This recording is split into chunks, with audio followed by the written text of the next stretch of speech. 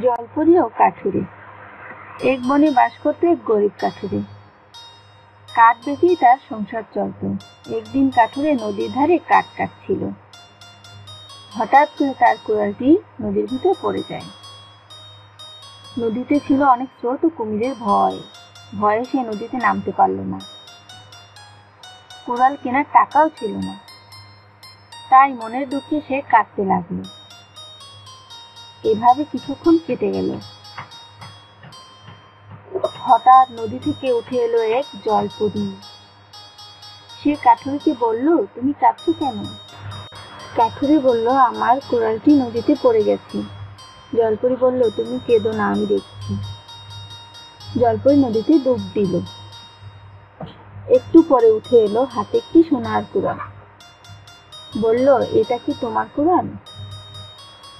কাঠুরে বলল, ভালো করে দেখে বলল, এটা আমার না। জলপরি আবার পানিতে ডুব দিল। নিয়ে এলো রূপোর কুড়াল।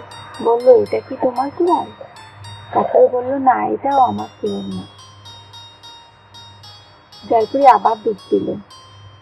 এবার লোহার কুড়াল নিয়ে এলো। কাঠুরে বলল, হ্যাঁ, হেসে বলল, এটাই আমার কুড়াল, এটাই আমার কুড়াল। কাঠুরে সততা দেখে জলপরি খুশি হলো। সে তাকে লোহার কুড়াল দিল আর উপহার হিসেবে দিল সোনার ও রূপোর কুড়াল। তারপর সে পানিতে মিলিয়ে গেল। সোনা ও রূপোর কুড়াল বেচে কাঠুরে অনেক টাকা পেল।